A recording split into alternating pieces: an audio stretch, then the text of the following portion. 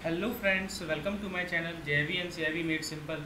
तो दोस्तों, आज के इस वीडियो लेसन के माध्यम से मैं आप लोगों के साथ डिस्कस करूंगा अपने बीएफएम का यूनिट नंबर 27।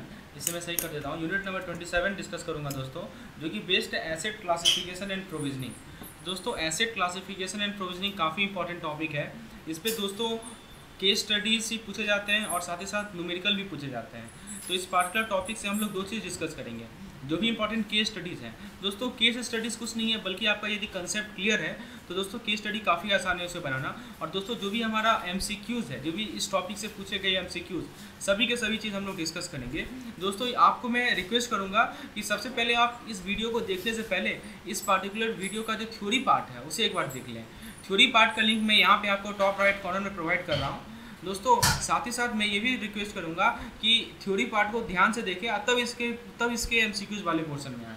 दोस्तों, वीडियो को शुरुआत करने से पहले मैं अपने चैनल के माध्यम से जो हमारा मॉक टेस्ट चल रहा है उसके बारे में बताना चाहता हूँ। ये हमारा एवीएम का मॉक टेस्ट का शेड्यूल है। ऑलरेडी हम लोग 11 मॉक टेस्ट कंडक्ट कर चुके हैं। तो दोस्तों, आप यदि चाहते हैं कि पुरानी मॉक टेस्ट दोबारा दे पाएँ और साथ ही साथ आगे के मॉक टेस्ट दे पाएँ, हम लोग फुल लेंथ भी मॉक टेस्ट लेकर आएंगे अपने सीआईबी जून 22 के लिए। तो दोस्तों, ये मिनिमम एक अमाउंट रखा गया है, ठीक है। तो इसको आप इस नंबर पे मुझे व्हाट्सएप कीजिए, तो मैं आपको इसके बारे में डिटेल बताऊंगा। साथ ही साथ दोस्तों, बीएफएम का मॉक टेस्ट का भी शेड्यूल आपके सामने है। इसके अलावा दोस्तों, सीआईबी का हमारा प्लान है। तो आपके पास यदि कम समय है, आपके पास यदि नोट्स प्रिपेयर करने के लिए कम समय है, तो दोस्तों आपको पता है कि आपको इस समय पर रिक्वायरमेंट है शॉर्ट नोट्स की और दोस्तों ज़्यादा से ज़्यादा प्रॉब्लम प्रैक्टिसिंग की। तो आप यदि चाहते हैं कि हर एक यूनिट का एमसीक्यूज चैप्टर वाइज और मॉड्यूल वाइज आपको मिले और केस स्टडी भी हर एक यूनिट का मिले, एक जगह पे सारा चीज़ कंसोलिडेटेड मिले, चाहे वो केस स्टडी हो, क्विक रिवीजन हो, मॉड्यूल वाइज क्विक रिवीजन हो, इंपॉर्टेंट फार्मूला कंपाइलेशन हो, प्रीवियस ईयर क्वेश्चंस हो, तो दोस्तों ये दोनों प्लान आपके लिए है। यदि तीनों सब्जेक्ट आपका बाकी है तो प्लान ही ऑप्ट करें, अदरवाइज प्लान भी ऑप्ट करें। डिटेल इसके रिगार्डिंग आप मुझे इस नंबर पर व्हाट्सएप कीजिए, मैं आपको बताऊँगा। दोस्तों, लेसन को शुरुआत करते हैं अपने पहले क्वेश्चन के साथ। अपना हमारा पहला क्वेश्चन है, what is the major source of revenue for bank, यानी बैंक के लिए मेजर सोर्स ऑफ रेवेन्यू क्या है, ये पूछा गया है दोस्तों।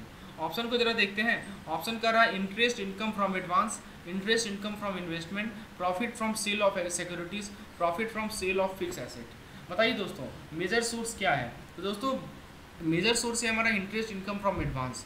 जो एडवांस है, जो लोन बैंक देती है, उससे जो इंटरेस्ट इनकम मिलता है, वही है major source of revenue for bank. Question number 2 देखते हैं दोस्तों।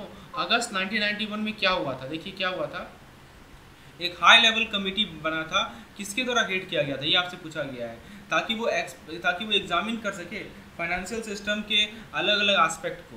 तो दोस्तों, आप ऑप्शन को देखिए। ऑप्शन ए कर रहा है एम नरसिम्हन, दूसरा ऑप्शन कर रहा है दोस्तों दूसरा ऑप्शन कर रहा है पी नयाय, और तीसरा ऑप्शन कर रहा है दोस्तों के टंडन। तो यहाँ पे आप देख सकते हैं कि इसमें सही आंसर क्या होगा दोस्तों। करेक्ट आंसर है दोस्तों ऑप्शन नंबर ए, यानी कि एम नरसिम्हन। तो एम नरसिम्हन ने अगस्त 1991 में एक हाई लेवल कमेटी का गठन किया, ताकि हम लोग फाइनेंशियल सिस्टम के अलग अलग एस्पेक्ट को एग्जामिन कर सकें।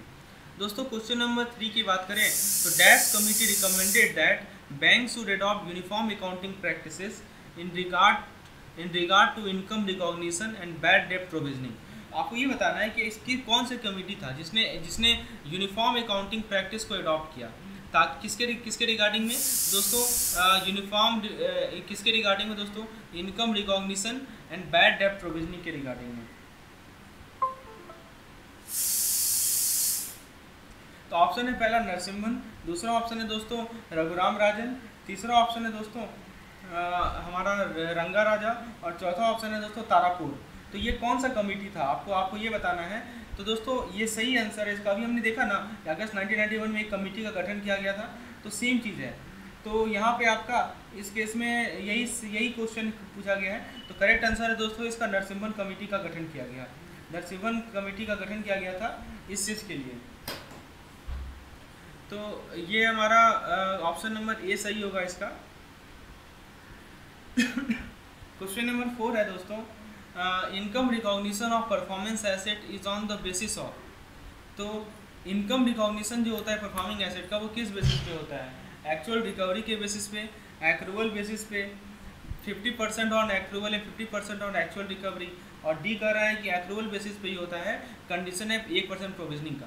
दोस्तों ये एक्रूअल बेसिस क्या होता है, ये एक्चुअल बेसिस क्या होता है, यदि आप इसके बारे में डिटेल जानना चाहते हैं तो मैंने आपको समझाया है दोस्तों अपने पिछले वीडियो में, ठीक है। मेरा जो थ्योरी सेशन है इस पार्टिकुलर यूनिट 27 का, उसे जाकर एक बार देखिए, कंसेप्ट क्लियर कीजिए दोस्तों, क्योंकि नहीं तो रटना पड़ जाएगा और रटने में गलती होने की संभावना होती है। तो first of all this should be clear, what is actual recovery, what is accrual basis. जहाँ तक बात है परफॉर्मिंग एसेट का, तो कहा गया है कि परफॉर्मिंग एसेट का जो इनकम रिकॉग्निशन होना चाहिए वो होना चाहिए हमारा एक्रूअल बेसिस पे, ठीक है। दो देखिए, आपने जेआईबी में पढ़ा होगा कि दो बेसिक ऑफ अकाउंटिंग होता है, एक होता है कैश बेसिस और एक होता है एक्रूअल बेसिस। तो वही कंसेप्ट यहाँ पे अप्लाई हो रहा है कि परफॉर्मिंग एसेट का जो इनकम रिकॉग्निशन होता है वो एक्रूअल बेसिस पे होता है। So option B is correct. Question number 5 के डिस्कस करते हैं। ये क्वेश्चन कर रहा है, ध्यान से पढ़िए क्वेश्चन को। यदि बैंक जो है इंटरेस्ट या इंस्टॉलमेंट को रिकवर नहीं कर पा रही है किसी टर्म लोन से, कितने दिन से ज़्यादा, 90 दिन से ज़्यादा, तो ऐसे केस में इनकम को रिकॉग्नाइज किया जाएगा। ऑप्शन ए कर रहा है एक्रूअल बेसिस, बी कर रहा है एक्चुअल रिसिप्ट, सी कर रहा है either of the to, D कर रहा है बोथ ऑफ द टू। तो दोस्तों यहाँ पे देखिए टर्म लोन के केस में आपको पता है कि 90 दिन से ऊपर यदि यदि ये रिकवरी नहीं हुआ तो एनपीए अकाउंट में चला जाता है। तो आपसे क्वेश्चन यही पूछ रहा है कि एनपीए अकाउंट में जो हमारा इनकम रिकॉग्निशन होता है वो किस बेसिस पे होता है। तो अभी हमने देखा था परफॉर्मिंग एसेट का यानी स्टैंडर्ड अकाउंट का, तो हमने क्या देखा कि वो एक्रूअल रिसिप्ट पे होता है। लेकिन यदि हम एनपीए अकाउंट की बात करें तो वो हमारा होता है दोस्तों एनपीए अकाउंट पे होता है दोस्तों, मैंने बताया income recognition on performing asset accrual basis and for NPA account actual recovery. तो दोस्तों इस केस में हमारा एनपीए अकाउंट है तो एक्चुअल बेसिस पे होगा। So option number B is correct. Question number 6 की यदि हम बात करें कि provisioning coverage ratio for the non performing asset is %। आपको पीसीआर बताना है। तो पीसीआर किसी भी नॉन परफॉर्मिंग एसेट के लिए कितना परसेंट होता है, 50%, 60%, 70% या 80%। तो दोस्तों नॉन परफॉर्मिंग एसेट के लिए प्रोविजनिंग कवरेज रेशियो जो होता है वो होता है दोस्तों हमारा 70%। ये मिनिमम रखा गया है कि 70% तो होना ही चाहिए नॉन परफॉर्मिंग एसेट के लिए, ठीक है। तो आपको इतना पैसा एक्स्ट्रा करके रखना होता है बैंकों को इस चीज़ के प्रोविजनिंग के लिए। क्वेश्चन नंबर 7 है, banks are required to classify non performing asset into the dash category. तो एनपीए को कितने कैटेगरी में बैंक के द्वारा डिवाइड किया गया ये बताना है आपको दोस्तों। तो दोस्तों ऑप्शन है 2, 3, 4, 5। तो एनपीए को दोस्तों डिवाइड किया गया है 3 पार्ट में। NPA are classified into 3 parts, okay, into 3 categories, okay. So option number B is correct. Question number 8 है दोस्तों, a bill purchase oblique discounted account should be treated as a non-performing asset if the bill remain overdue and unpaid for a period of। तो दोस्तों यहाँ पे bill की बात की जा रही है, कोई भी बिल परचेज हो या कोई भी बिल डिस्काउंटेड हो उसको हम लोग एनपीए कब ट्रीट करेंगे, जब वो ओवरड्यू हो जाए या अनपेड हो जाए, कितने दिनों के लिए। ऑप्शन ए कर रहा है 30 दिन, ऑप्शन बी कर रहा है 90 दिन, ऑप्शन सी कर रहा है 4 क्वार्टर, ऑप्शन डी कर रहा है 3 क्वार्टर। तो दोस्तों इस क्वेश्चन का करेक्ट आंसर है ऑप्शन बी यानी कि 90 डेज, ठीक है। तो अब नेक्स्ट क्वेश्चन 9 नंबर देखते हैं। If an account is classified as NPA, that is non-performing asset, how interest charged to the account is treated on the day account is NPA। तो जिस दिन अकाउंट NPA होगा उस दिन इंटरेस्ट चार्ज कैसे आप ट्रीट करेंगे ये बताना है। Entire interest is credited to the income account, interest charge to the account if not service is reversed, entire interest charge to loan account is reversed, unrealise interest is to be remarked in system. तो दोस्तों जब भी account NPA classify होता है ना, तो जो भी इंटरेस्ट चार्ज हुआ है उसको क्या करते हैं, यदि सर्विस नहीं हुआ तो उसको रिवर्सल हो जाता है। तो ऑप्शन नंबर बी करेक्ट होगा। देखिए यहाँ पे समझिए क्या कर रहा है, यदि कोई एडवांस हो, चाहे आपका बिल परचेज हो या बिल डिस्काउंटिंग हो, वो यदि एनपीए होता है तो entire interest accrued and credited to the income account in the past period should be reversed, है ना, ये ध्यान रखना है।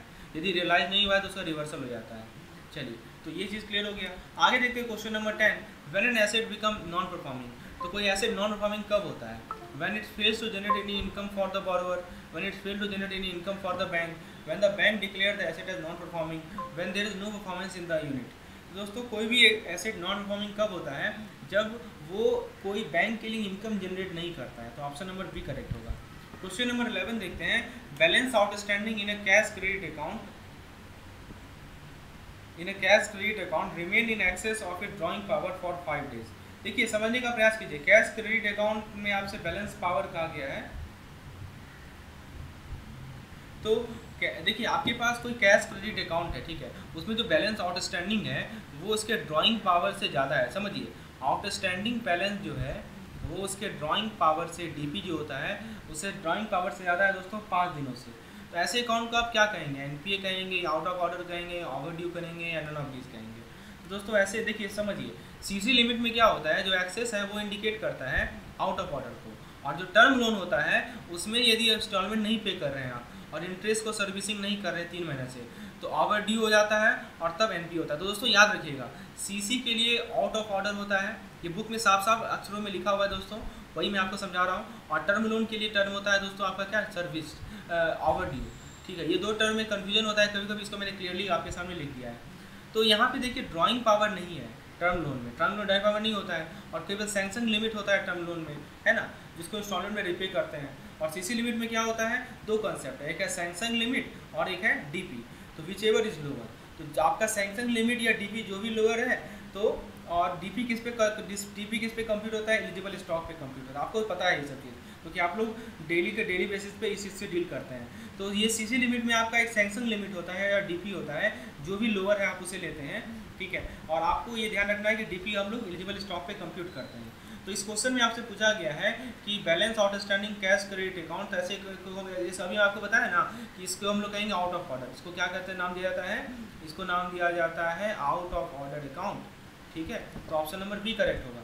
आगे देखते हैं दोस्तों क्वेश्चन नंबर 12 को। आप देखिए यहाँ पे फिर से कैश क्रेडिट ओवरड्राफ्ट अकाउंट कहा गया है। ओवरड्राफ्ट अकाउंट हो या कैश क्रेडिट अकाउंट हो, कौन सा कंसेप्ट अप्लाई होता है एनपीए स्टेटस को डिटरमाइन करने के लिए, sticky, overdue, out of order, irregular. इसको मैं सही कर देता हूँ। तो दोस्तों इस केस में करेक्ट आंसर होगा आउट ऑफ ऑर्डर, अभी मैंने आपको बताया ऐसा कंसेप्ट। नेक्स्ट क्वेश्चन है, कोई डेयरी लोन अकाउंट है, वो एनपीए हो गया। ठीक है, जब कब एनपीए हो गया, जब प्रिंसिपल पे इंस्टॉलमेंट या इंटरेस्ट पे जो इंस्टॉलमेंट था वो ओवरड्यू हो गया।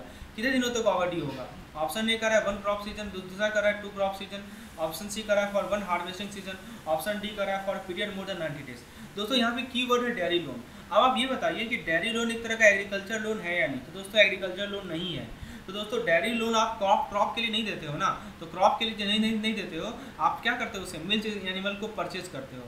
तो इसके लिए जो नियम है वही लागू होगा, यानी for period more than 90 days. So option number D is correct.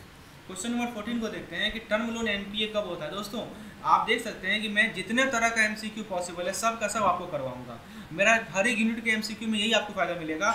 मैं बुक का एक एक कोना से एक एक पॉइंट को कंसीडर करता हूँ और वहाँ से एमसीक्यू को जनरेट करता हूँ। तो यदि आप मेरे एमसीक्यू देख रहे हैं तो एक तरह से आप बुक को रिवाइज कर रहे थे तरीके से। और दोस्तों निश्चित रूप से आप निश्चिंत रहिए, क्वेश्चन यही सब में से कहीं आएगा। तो आप मेरे हर एक वीडियो के एमसीक्यूज़ को देखिए, आप बार बार देखिए दोस्तों, आपको देखेंगे 1 से लेकर 30 यूनिट तक मैं हर एक यूनिट का एमसीक्यू डाला हूँ। और ये हर एक एमसीक्यू के वीडियो में लगभग 40 से 50 से 60 एमसीक्यूज़ हैं, उससे ऊपर ही हैं। तो कुल मिलाकर आप 2500-2600 एमसीक्यू को डिस्कस कर पाएंगे। तो दोस्तों यदि आपको कम समय है और यदि आपको पीडीएफ की रिक्वायरमेंट है तो दोस्तों ये पेड पीडीएफ है, जिसके लिए आपको मुझे इस नंबर पर व्हाट्सएप करना होगा। दोस्तों दोबारा क्वेश्चन पे आते हैं। क्वेश्चन है कि टर्म लोन एनपीए कब होगा। ऑप्शन ए कर रहा है कि जब इंटरेस्ट जो है ओवर ड्यू हो जाए 2 साल से ज़्यादा। ऑप्शन बी कर रहा है कि जब प्रिंसिपल पे जो इंस्टॉलमेंट है वो ओवर ड्यू हो जाए 90 दिन से ज़्यादा। ऑप्शन सी कर रहा है कि जब इंटरेस्ट या इंस्टॉलमेंट जो प्रिंसिपल पे है वो ओवर ड्यू हो जाए 90 दिन से ज़्यादा। और ऑप्शन डी कर रहा है कि जब इंटरेस्ट या इंस्टॉलमेंट जो प्रिंसिपल पे है वो ओवर ड्यू हो जाए 180 दिन से ज़्यादा। दोस्तों टर्म लोन का केस है तो ओवर ड्यू का कंसेप्ट तो आएगा ही आएगा। अब ये 90 दिन होगा या 180 दिन होगा, क्या इंटरेस्ट ही होगा या इंस्टॉलमेंट होगा, ये आप बताइए। तो दोस्तों दोनों होगा, इंटरेस्ट इंस्टॉलमेंट दोनों होगा। ऑप्शन ए और बी तो नहीं होगा, ऑप्शन सी सही है। 90 दिन का कंसेप्ट है और इंटरेस्ट के लिए भी है और इंस्टॉलमेंट के लिए भी है ना। चलिए, तो यदि ये इंटरेस्ट या इंस्टॉलमेंट जो है आपका 90 दिन से ज़्यादा तक ओवर ड्यू है, ठीक है, तो आपका टर्म लोन एनपीए हो जाता है। क्वेश्चन नंबर 15 का रहा है कि कोई लोन अकाउंट है जहाँ पे प्रिंसिपल या इंटरेस्ट ओवर ड्यू है period up to 30 days and account has been showing sign of incipient stress, it will be classified as. बताइए दोस्तों, कोई अकाउंट है जहाँ पे प्रिंसिपल या इंटरेस्ट जो है 30 दिन तक ओवर ड्यू है और अकाउंट आपको स्ट्रेस का साइन शो कर रहा है, तो उसको आप किस कैटेगरी में डालेंगे, सब स्टैंडर्ड में डालेंगे, SMA 0 में डालेंगे, SMA 1 में डालेंगे, SMA 2 में डालेंगे। तो कंसेप्ट क्लियर रखना है। आपने मेरे थ्योरी वीडियो में जाइए, वहाँ मैंने 4 को 6 समझाया है दोस्तों। इसको आप डालेंगे SMA 0 में, क्योंकि 30 दिन तक ओवर ड्यू है तो SMA 0 में है ना। चलिए आगे देखते हैं दोस्तों। ये एक एग्जाम का क्वेश्चन है, ये प्रीवियस ईयर क्वेश्चन है दोस्तों, आपके सामने एक प्रीवियस ईयर क्वेश्चन मैं लेकर आया हूँ। इसी तरह से मेरे पास ढेर सारा प्रीवियस ईयर क्वेश्चन कलेक्टेड है, जिसको मैं सेपरेट PDF बनाया हूँ, तो वो भी मैं अपने पेड कैंडिडेट्स को प्रोवाइड करता हूँ। दोस्तों क्वेश्चन में कह रहा है कि interest of payment is not service for 90 days, यानी कि प्रिंसिपल पे जो इंटरेस्ट था उसको आपने 90 दिन तक सर्विसिंग नहीं किया, तो उस अकाउंट का पोजीशन क्या होगा, आउट ऑफ ऑर्डर होगा, इन ओवर ड्यू होगा या NPA होगा। तो दोस्तों आंसर है आउट ऑफ ऑर्डर। ठीक है। अब दोस्तों आप पूछेंगे कि ये सीसी अकाउंट है या टर्म लोन अकाउंट है। हाँ, ये बात तो सही है, ये लिखना चाहिए उसको। देखिए यदि सीसी अकाउंट होता तभी हम आउट ऑफ ऑर्डर कर सकते हैं, और यदि टर्म लोन अकाउंट होगा तो उसे हम लोग ओवर ड्यू कहेंगे। तो एक्चुअली में क्वेश्चन में हो सकता है कि ये मेमोरी बेस्ड क्वेश्चन है तो जो लिखना भूल गया हो, लेकिन इसमें क्वेश्चन में मेंशन क्लियरली होना चाहिए ये अकाउंट का नेचर क्या है। ठीक है, क्वेश्चन नंबर 17 देखते हैं कि कोई एग्रीकल्चर अकाउंट है वो एनपीए हो गया, एनपीए कब होगा, इससे रिलेटेड क्वेश्चन है दोस्तों। तो बेसिकली क्वेश्चन में आपसे पूछा जा रहा है कि कोई एग्रीकल्चर अकाउंट है वो एनपीए हो गया जब उस पर प्रिंसिपल पे जो इंस्टॉलमेंट है या इंटरेस्ट पे जो इंस्टॉलमेंट है वो ओवर ड्यू हो जाए। ऑप्शन ए कर रहा है 2 हार्वेस्टिंग सीजन, ऑप्शन बी कर रहा है 1 क्रॉप सीजन, ऑप्शन सी कर रहा है 1 harvesting season in case of long duration and 2 harvesting season in case of short duration, और ऑप्शन डी कर रहा है 1 crop season in case of long duration and 2 crop season in case of short duration. अब आप बताइए दोस्तों, crop season होता है या हार्वेस्टिंग सीजन होता है, पहले तो ये कंसेप्ट क्लियर करना है। दोनों में डिफरेंस है, हार्वेस्टिंग अलग चीज़ है, क्रॉप अलग सीजन है। दोस्तों हार्वेस्टिंग की बात नहीं हो रही है, क्रॉप सीजन की बात हो रही है। तो ऑप्शन नंबर ये तो नहीं होगा। देखिए दोनों के लिए अलग अलग नियम है। शॉर्ट ड्यूरेशन क्रॉप के लिए क्या है कि 2 हार्वेस्टिंग सीजन 2 क्रॉप सीजन आप ले सकते हैं, और लॉन्ग ड्यूरेशन क्रॉप के लिए क्या है कि आप 1 क्रॉप सीजन ही लेंगे। तो ऑप्शन नंबर डी करेक्ट होगा। क्वेश्चन नंबर 18 देखते हैं कि ओवरड्यू फिक्स डिपॉजिट अकाउंट, बहुत अच्छा क्वेश्चन है दोस्तों, बहुत अच्छा क्वेश्चन है, इसको ध्यान से सुनिए। ओवरड्यू फिक्स डिपॉजिट अकाउंट किसका पार्ट होता है, डिमांड डिपॉजिट का, टाइम डिपॉजिट का, आइदर ए और बी, या इन ऑपरेटिव डिपॉजिट का। दोस्तों आप देखिए फिक्स डिपॉजिट तो आपको पता है कि फिक्स डिपॉजिट दोस्तों वो टर्म डिपॉजिट अकाउंट है। टर्म डिपॉजिट जब मैं टर्म डिपॉजिट कर रहा हूँ तो इसका टाइमिंग फिक्स होता है ना, टाइम डिपॉजिट करते हैं, टर्म डिपॉजिट बोलिए या टाइम डिपॉजिट बोलिए। लेकिन यहाँ पे एक वर्ड जोड़ दिया है ओवरड्यू। अब ओवरड्यू समझते हैं ना दोस्तों, मान लीजिए कि हमारे पास एक फिक्स डिपॉजिट अकाउंट है, उसका एक मैच्योरिटी रीच हो गया, तो मैच्योरिटी के बाद उसका जो नेचर हो जाएगा वो ओवरड्यू कहलाएगा। समझ में आया आपको? दोस्तों जब तक वो फिक्स डिपॉजिट था तब तक तो वो टाइम डिपॉजिट था, लेकिन जैसे ही वो ओवरड्यू होगा तो दोस्तों वो हो जाएगा हमारा डिमांड डिपॉजिट। ठीक है, ये काफ़ी इंपॉर्टेंट कंसेप्ट है, बहुत सारे लोगों को कन्फ्यूजन होता है दोस्तों, इसको क्लियर रखिए, कंसेप्ट क्लियर कीजिए। फिक्स डिपॉजिट तो हमारा टाइम डिपॉजिट होता है, लेकिन ओवरड्यू वर्ड जुड़ने के कारण वो क्या कहलाएगा, डिमांड डिपॉजिट हो जाएगा। सो option number A will be correct. Question number 19 को देखते हैं। 19 नंबर क्वेश्चन में आपसे एग्रीकल्चर लोन से रिलेटेड पूछा गया है। एक एग्रीकल्चर लोन है राइस कल्टीवेशन के लिए, वो 11 महीना तक आउटस्टैंडिंग रहा, ठीक है, अपने ड्यू डेट से। देखिए अपना अपना ड्यू डेट होता है जिसको ड्यू डेट बोलते हैं, तो ड्यू डेट से 11 महीना तक 11 मंथ तक वो क्या रहा, आउटस्टैंडिंग रहा। ठीक है, तो अकाउंट का नेचर क्या होगा, एनपीए हो जाएगा या आउट ऑफ ऑर्डर हो जाएगा या ओवरड्यू हो जाएगा या नन ऑफ दिस होगा। तो दोस्तों काफ़ी अच्छा क्वेश्चन है, 11 महीना का बात है, तो दोस्तों ये अकाउंट हमारा ओवरड्यू होगा क्योंकि ये स्मॉल क्रॉप है। ध्यान दीजिएगा ये कैसा क्रॉप है, आप पहले देखिए राइस कल्टीवेशन है, राइस आपका एक स्मॉल क्रॉप है, ये आपको पता करना पड़ेगा कि राइस का नेचर क्या है। तो चूँकि ये स्मॉल क्रॉप है तो उसके लिए जो टाइम अलाउ है वो है 1 क्रॉप 1। तो दोस्तों तो देखिए समझिए इसके लिए जो टाइमिंग अलाउ है ना वो है 2 क्रॉप सीजन, है ना। तो 2 क्रॉप सीजन यानी कि 6 month. If overdue period continue for 2 crop season it will be treated as NPA. ठीक है, अब देखिए मान लीजिए ये इसका एक क्रॉप सीजन मान लीजिए कि 6 महीना का है, समझ रहे हैं, और 6 + 6 12 हो जाएगा, तो 2 क्रॉप सीजन 12 महीना हो जाएगा। तो इसका जो ओवरड्यू पीरियड है वो मान लीजिए कि 12 महीना से ज़्यादा हो गया, ठीक है, तो वो क्या कहला जाएगा, तो वो कहला जाएगा दोस्तों हमारा तो वो एनपीए में चला जाएगा। लेकिन चूंकि ये 12 महीने से कम है तो दोस्तों ये हमारा ओवरड्यू अकाउंट होगा। क्या होगा दोस्तों, ये ओवरड्यू अकाउंट। ठीक है, चलिए इसी का कंसेप्ट क्लियर रखिए, काफ़ी अच्छा इंपॉर्टेंट कंसेप्ट है। ठीक है, तो एनपीए कब होता, मान लीजिए कि हम बोलते 13 महीना तक है तब वो एनपीए में चला जाता। क्वेश्चन नंबर 20 है, कोई कैश क्रेडिट अकाउंट है, वो शो कर रहा है कि उसमें क्रेडिट है 50,000 का लास्ट 2 महीने में। ठीक है, इंटरेस्ट जो उस पीरियड में डेबिट हुआ वो है 1,65,000 रुपये का। तो अकाउंट का नेचर क्या है दोस्तों, ये सब आपका प्रैक्टिकल बेस्ड क्वेश्चन है, आप लोग डेली अपने बैंकिंग लाइफ में इसे इनकाउंटर करते हैं। बताइए इसका आंसर क्या होगा। तो आपको क्या कह रहा है कि क्रेडिट कितना है, उसमें 50,000 का क्रेडिट दिखा रहा है 2 महीना में, और इंटरेस्ट जो डेबिट हुआ है उस पीरियड में वो दिखा रहा है 1,65,000 का। अकाउंट आपका एनपीए होगा या आउट ऑफ ऑर्डर होगा या ओवरड्यू होगा या कुछ नहीं होगा। तो दोस्तों बताइए क्या सही आंसर है। तो दोस्तों इस केस में हमारा अकाउंट हमारा आउट ऑफ ऑर्डर होगा, क्योंकि ये कैश क्रेडिट अकाउंट है। मैंने आपको समझाया है दोस्तों, कैश क्रेडिट अकाउंट में जो की कंसेप्ट कहता है दोस्तों वो आपका आउटस्टैंडिंग बैलेंस देखिए। ठीक है, आउटस्टैंडिंग बैलेंस दो की कंसेप्ट है, एक आपका है आउटस्टैंडिंग बैलेंस, ठीक है, और आपका जो उसमें जो सैंक्शन लिमिट है, ठीक है, वो देखना है।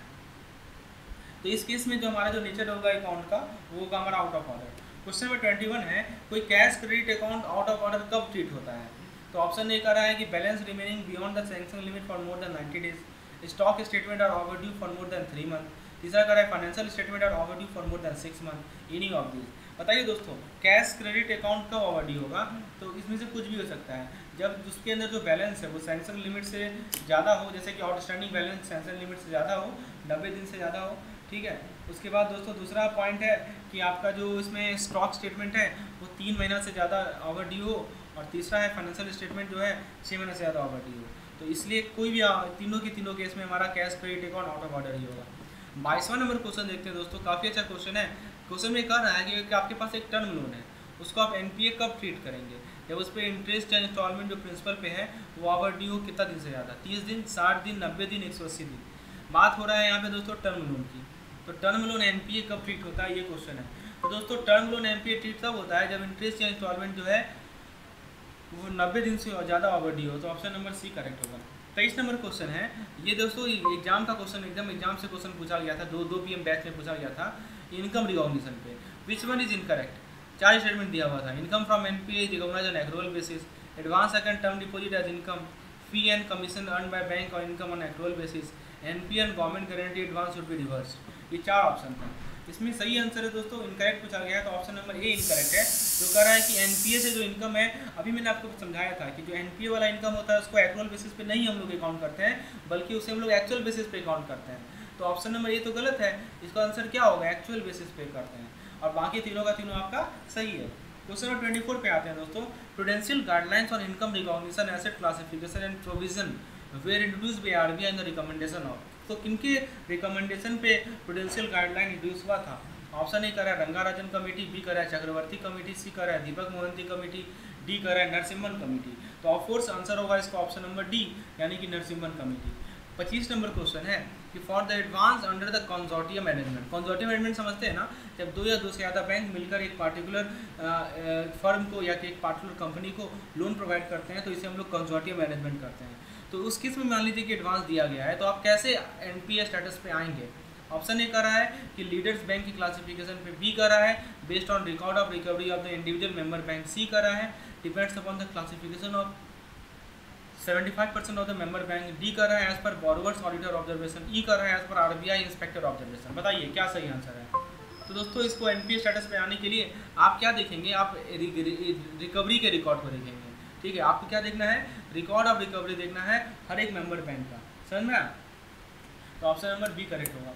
26 नंबर क्वेश्चन काफ़ी अच्छा क्वेश्चन है। यहाँ पे देखिए क्या कर रहा है कि in case of advance under consortium management, if the principal operating account in the book of the leader of the consortium has been classified as NPA. देखिए एक प्रिंसिपल ऑपरेटिंग अकाउंट होगा ना, वो मान लीजिए उसने एनपीए क्लासिफाई कर दिया, तब आपको select the most appropriate option. Only the principal operating account should be classified as NPA in the book of all the member bank of the consortium. All the account of borrowers should be classified as NPA in the book of all the member bank of consortium. Classification of account of the borrower will be based on the record of recovery of the individual member bank of the consortium. Different account of the borrower may be classified as NPA depending on the statutory auditor of the member bank of the consortium. दोस्तों correct answer इसका option number C. ध्यान दीजिएगा कि जो account NP है या नहीं है वो किस बेसिस पे होगा?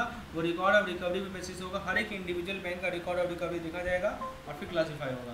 क्वेश्चन नंबर 27 पे आते हैं। जो टर्म डिपॉजिट है, जो आपका नेशनल सेविंग सर्टिफिकेट है, जो आपका आईवीपी है, जो केवीपी है, किसान विकास पत्र है, इसके अगेंस्ट यदि लोन दिया गया है और life policy D not to be treated as NPA, इसको हम लोग एनपीए में ट्रीट नहीं करते हैं। ये पूछा गया ये सही है, ये गलत है, या रिकवरी पे डिपेंड करेगा या बैंक मैनेजर के डेलीकेट डिसीजन पे होगा, ठीक है। तो बताइए दोस्तों क्या सही आंसर है? सही आंसर है कि हाँ इसको हम लोग एनपीए ट्रीट नहीं करते हैं क्योंकि इसके अगेंस्ट एडवांस दिया गया है।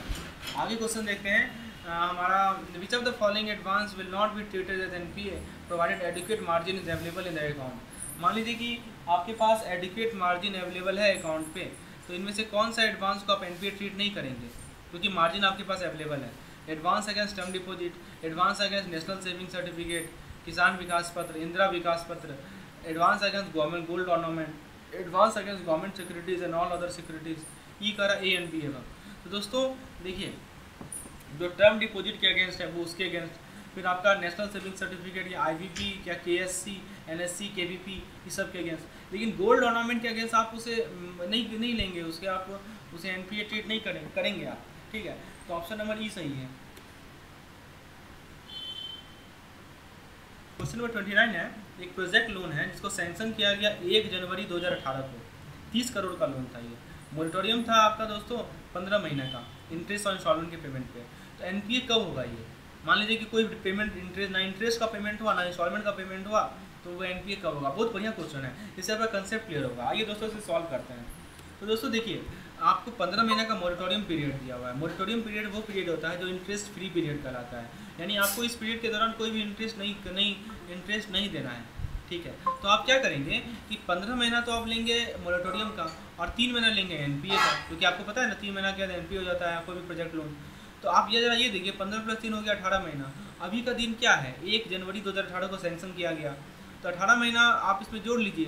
तो 1 जनवरी 2018 में आप यदि 18 महीना जोड़ेंगे तो आप आ जाएंगे 1 जुलाई 2019। देखिए ना, 12 महीना जोड़ेगा तो अगला जनवरी मतलब 2019 का जनवरी, और उसमें 7 महीना और जोड़ लीजिए तो जुलाई पहुँच जाएगा। तो 1 जुलाई 2019 को, बहुत सिंपल क्वेश्चन है, आप उस अकाउंट को एनपीए के स्टेटस में डाल देंगे, ठीक है। तो इसमें जो हमारा आंसर होगा वो होगा ऑप्शन नंबर बी।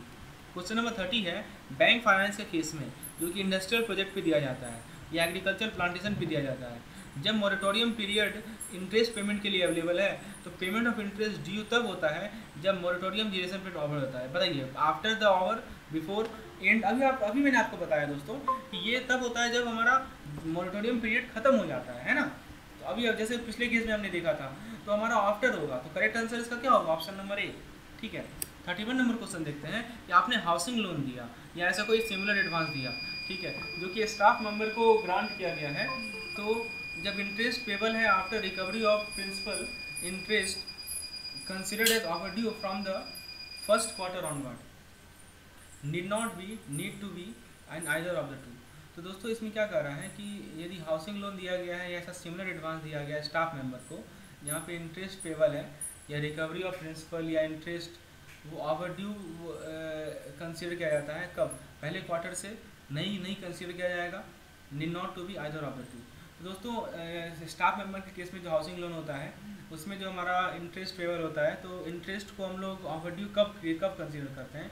तो फर्स्ट क्वार्टर ऑनवर्ड, ठीक है। चलिए उसके बाद दोस्तों नेक्स्ट क्वेश्चन देखते हैं, any funding of interest in respect of NPA if recognise as income should be fully dash for. तो देखिए एनपीए के रेस्पेक्ट में जो भी हम इंटरेस्ट फंडिंग करते हैं, यदि वो इनकम रिकॉग्नाइज किया जाएगा तो वो फुल्ली प्रोवाइडेड होगा, अकाउंटेड होगा, सिक्योर्ड होगा, called for all of them. तो दोस्तों फुल्ली अकाउंट होगा, ऑप्शन नंबर बी करेक्ट है। 33 नंबर क्वेश्चन है, कोई क्रेडिट अकाउंट है वो एनपीए स्टेटस में चला गया, तो प्रॉफिटेबिलिटी को अफेक्ट करेगा बैंक का, किसके अकाउंट पे? Ceasing to earn interest on account, making provision for the account, either of the two, both of the two. तो क्रेडिट अकाउंट यदि हमारा एनपीए में चला जाएगा तो प्रॉफिटेबिलिटी को अफेक्ट करता है, ठीक है। तो इसका करेक्ट आंसर दोस्तों both of the two, ceasing to earn interest on the account और making provision for the account. Next question है, जो हमारा अनसिक्योर्ड डॉटफुल एसेट है उस पर प्रोविजनिंग रिक्वायरमेंट कितनी है? 100%, 70%, 50% या 30%? तो अनसिक्योर्ड डॉटफुल एसेट पे 100% है। नेक्स्ट क्वेश्चन है, dash is a one where loss has been identified by the bank और इंटरनल और एक्सटर्नल ऑडिटर और RBI inspection but the amount has not been return of fully, loss asset, doubtful asset, write off या standard asset. तो ऐसा कौन सा asset होता है जहाँ पे लॉस को आइडेंटिफाई कर दिया गया बैंक के द्वारा और इंटरनल और एक्सटर्नल ऑडिटर के द्वारा, लेकिन RBI inspection but amount has not been return of fully? दोस्तों करेक्ट आंसर होगा इसका लॉस एसेट। क्वेश्चन नंबर 36 है, डाउटफुल कैटेगरी में एसेट आपको दे रखा है 5 लाख, रियलाइजेबल वैल्यू ऑफ सिक्योरिटी दे रखा है 4 लाख, प्रोविजनिंग रिक्वायरमेंट बताना है। आपके सामने 4 ऑप्शन दिया गया है। तो डाउटफुल वन यानी D1 कैटेगरी में दोस्तों अनसिक्योर्ड आपका कितना हो गया बताइए? तो देखिए इसमें जो आपका रियलाइजेबल वैल्यू ऑफ सिक्योरिटी है वो आपका है 4 लाख, ठीक है, और 5 लाख का एसेट है, ठीक है। तो जो अनसिक्योर्ड है वो कितना हो जाएगा बताइए? तो एक तो देखिए 5 लाख में से आपका 4 लाख सिक्योर्ड है क्योंकि आपको रियलाइजेबल वैल्यू ऑफ सिक्योरिटी है, और जो 1 लाख बचा वो अनसिक्योर्ड है। तो उस 1 लाख पे आपको पता है डाउटफुल में 100% प्रोविजनिंग लगता है, तो 1 लाख का 1 लाख, और जो हमारा सिक्योर्ड है 4 लाख उस पर 25% होता है। तो कुल मिलाकर आपको 2 लाख रुपया प्रोविजनिंग के लिए रखना पड़ेगा। तो ऑप्शन नंबर डी सही होगा। क्वेश्चन नंबर 37 देखते हैं, एसेट है डाउटफुल कैटेगरी में 2 साल तक, ध्यान दीजिएगा ये 2 साल है। एसेट का वैल्यू दे रखा है 5 लाख रुपया, वैल्यू ऑफ सिक्योरिटी दे रखा है 3 लाख रुपया, प्रोविजनिंग रिक्वायरमेंट बताना है। तो 5 लाख में से दोस्तों ये जो 3 लाख है और ये जो 2 लाख है, ये 2 लाख आपका अनसिक्योर्ड है और ये जो 3 लाख है वो सिक्योर्ड है ना। तो देखिए इस केस में आपका जो नियम है वो 40 और 100% का है, ये आपने पढ़ा होगा, ये मैंने समझाया भी अपने वीडियो लेसन में। यदि आप नहीं जानते तो मेरे वीडियो लेसन में जाकर देखिए। तो जिस 2 लाख पे 100% और 3 लाख पे 40%, तो 3,20,000 हो जाएगा। तो ऑप्शन नंबर सी होगा।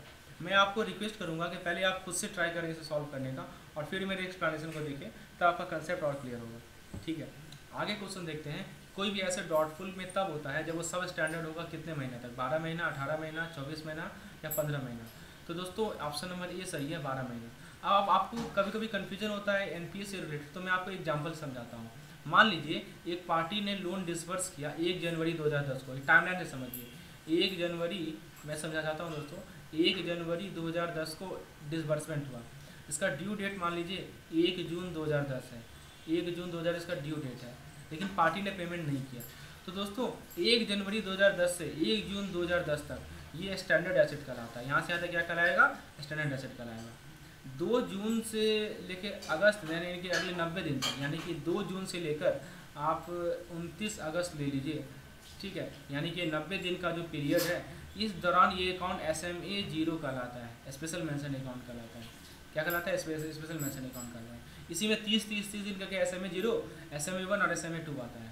उसके बाद दोस्तों यदि 30 अगस्त से लेकर, ये टाइमलाइन याद रखिए, इसके बाद दोस्तों यदि 30 अगस्त से लेकर 2010 के 30 अगस्त से लेकर अगले 29 अगस्त 2011 तक वो सब स्टैंडर्ड होता है, यानी 12 महीना। ठीक है, समझिए बात को, यहाँ से लेकर यहाँ तक ये जो 12 महीना पीरियड है, ठीक है, ये मतलब कि हम 29 अगस्त 2011 की बात कर रहे हैं, तो ये क्या कहलाएगा, सब स्टैंडर्ड कहलाएगा।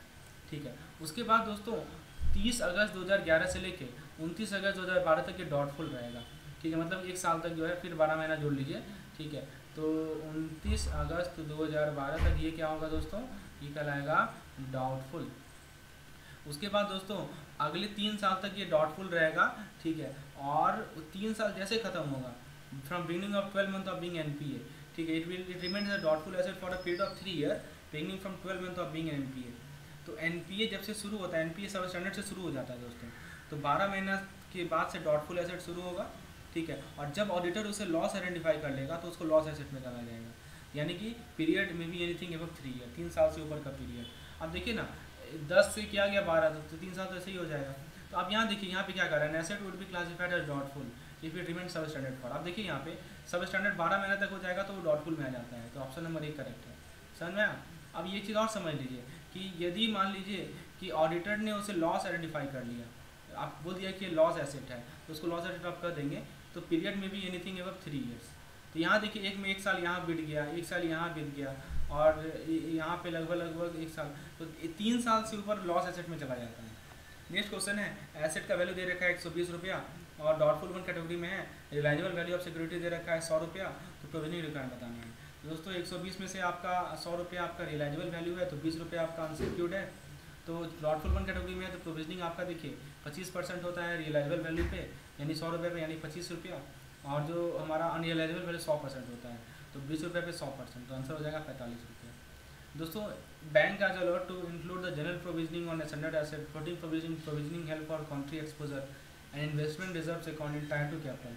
However, these 4 items will be admitted at tier 2 capital up to maximum amount। तो दोस्तों का करेक्ट आंसर है 1.25%।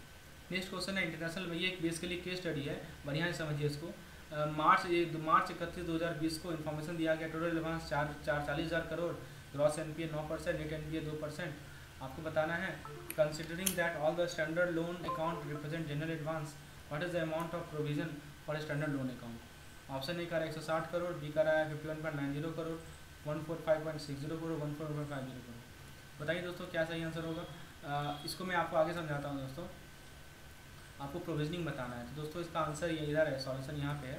तो पहला है कि स्टैंडर्ड अकाउंट टोटल आपको कितना है, 40,000 करोड़ में से 9% एनपीए है, तो यहाँ पर आ जाएगा 3,600 करोड़। ठीक है, तो उसमें से माइनस कर दीजिए तो आपका हो जाएगा 36,400 करोड़। तो प्रोविजनिंग होता है आपको पता है स्टैंडर्ड एसेट में 0.4% का, तो आंसर हो जाएगा 145.60। नेक्स्ट क्वेश्चन 43 नंबर क्वेश्चन है, तो 42 नंबर क्वेश्चन है, एनपीए अकाउंट में प्रोविजनिंग बताना है। तो एनपीए अकाउंट में प्रोविजनिंग कैसे निकालेंगे, तो आपके सामने है gross NPA minus net NPA, यानी 7% का, 7% यानी 2800 करोड़ का प्रोविजनिंग होगा। ठीक है, क्वेश्चन नंबर 3 पे आते हैं। तो आपसे पूछा है क्वेश्चन नंबर 3 में कि आपको बताना है कि टोटल एडवांस से प्रोविजनिंग कितना होगा। तो टोटल एडवांस से प्रोविजनिंग के लिए देखिए, टोटल एडवांस से प्रोविजनिंग निकालना है हमें, तो हमें क्या करना है, ग्रॉस एनपीए 9% है, नेट एनपीए 2% है, माइनस कर लीजिए तो आपको एनपीए का प्रोविजनिंग 7% मिलेगा। 40,000 करोड़ का लोन एडवांस था, तो 7% निकाल लीजिए, यानी 2800, ठीक है। और प्रोविजनिंग ऑन एसेट इतना है। टोटल प्रोविजनिंग में देखिए ये जो 2800 करोड़ का प्रोविजनिंग है वो एनपीए अकाउंट पे है और स्टैंडर्ड अकाउंट पे 145.60 है। तो दोनों को जोड़ दीजिए तो आपको मिल जाएगा टोटल प्रोविजनिंग, यानी कितना मिल जाएगा, प्रोविजनिंग टोटल मिल जाएगा आपको 2945.60। चलिए अगला क्वेश्चन देखते हैं। आपसे क्वेश्चन में पूछ रहा है दोस्तों, ये हमने देख लिया, ये भी हमने देख लिया। What is the total amount of gross NPA, आप अमाउंट बताना है, परसेंटेज दिया हुआ था, अमाउंट बताना है।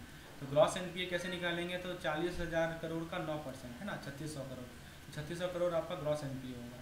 और नेट एनपीए बताना है, तो नेट एनपीए 7% है, नेट एनपीए आपका 2% है ना। देखिए 9% जो था आपका, 9% जो है वो हमारा ग्रॉस एनपीए है, नेट एनपीए हमारा 2% है। तो 2% 40,000 करोड़ का निकाल लीजिए तो आपको मिल जाएगा 800 करोड़। और लास्ट क्वेश्चन है question number 6, what is the PCR बताना है, प्रोविजनिंग कवरेज रेशियो। तो पीसीआर के लिए कैसे निकालेंगे, तो आप क्या कीजिए, देखिए पीसीआर में होता है total provisioning of NPA upon gross NPA. तो ग्रॉस एनपीए हमारा 3600 करोड़ है और टोटल प्रोविजनिंग ऑफ एनपीए हमारा 2800 है, यानी कि 77.8 आपका पीसीआर हो जाएगा। और लास्ट क्वेश्चन है दोस्तों, what is the maximum amount of provision to be maintain by the ratio. मान लीजिए कि पीसीआर 70% है, तो उस केस में कितना प्रोविजनिंग मेंटेन करना है, मिनिमम अमाउंट, क्योंकि 70% का कैप रखा गया है। तो ग्रॉस एनपीए इंटू 70% तो कितना हो जाएगा, 3600 गुने 70%। दोस्तों सिंपल है ये, इसको मैं समझाता हूँ। दोस्तों देखिए पीसीआर का फॉर्मूला आपको पता है ना, जो हमारा प्रोविजनिंग कवरेज रेशियो होता है, उसका फॉर्मूला होता है आपने कितना प्रोविजनिंग किया एनपीए अकाउंट पे, उसको आप नोमीटर में लिखते हैं, और हमारा ग्रॉस एनपीए जो है वो हमारा डिनोमीटर में आता है। तो यहाँ पे ये आपको दिया हुआ है 70%, यानी 0.7, ये आपको निकालना है। और ये आपको ग्रॉस एनपीए पता है 3600, ये आपको दिया हुआ है, तो ये आप निकाल सकते हैं। तो आंसर मिलेगा 2520। दोस्तों नेक्स्ट क्वेश्चन है, provisioning requirement for standard asset under advance to commercial real estate residential hot sector will be. तो ये होता है दोस्तों हमारा 1.2, ऑप्शन नंबर डी, यानी कि 0.75%, ठीक है। दोस्तों ये भी बेसिकली एक तरह का केस स्टडीज़ है। इसमें आपको स्टैंडर्ड वैल्यू ऑफ सिक्योरिटी दे रखा है, वैल्यू ऑफ सिक्योरिटी 6 लाख का है, स्टैंडर्ड है 7,00,000, सब स्टैंडर्ड 3,000। डाउटफुल में देखिए आपका कह रहा है कि for less than 1 year 1,000, for more then 1 year 500, for more than 3 year 300, ठीक है। तो आपको इसमें बताना है कि आपको इस केस में आपको प्रोविजनिंग बताना है। देखिए लिखा है ना, calculate the amount of provisioning, है ना। दोस्तों प्रोविजनिंग पे कैसे निकालते हैं दोस्तों, तो जो स्टैंडर्ड एसेट है 7,000 करोड़, उस पर आपका 0.4%, ठीक है। फिर आप उसके बाद जो ये 500 से 25%, 500 जो उस पर 100%, है ना। इस प्रकार से कैलकुलेशन आपके सामने है, आंसर आ जाएगा 1723 करोड़। नेक्स्ट क्वेश्चन है पीसीआर क्या होता है, तो अभी हमने बताया है पीसीआर में आप प्रोविजनिंग को ऊपर लिखते हैं और ग्रॉस एनपीए को नीचे लिखते हैं, ऑप्शन नंबर बी करेक्ट होगा।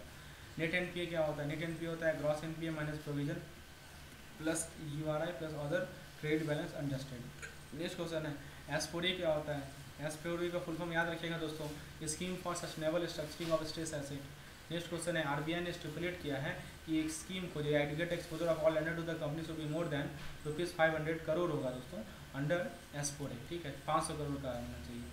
और the sustainable loan portion should be at least, तो ये दोस्तों हमारा 50% होगा।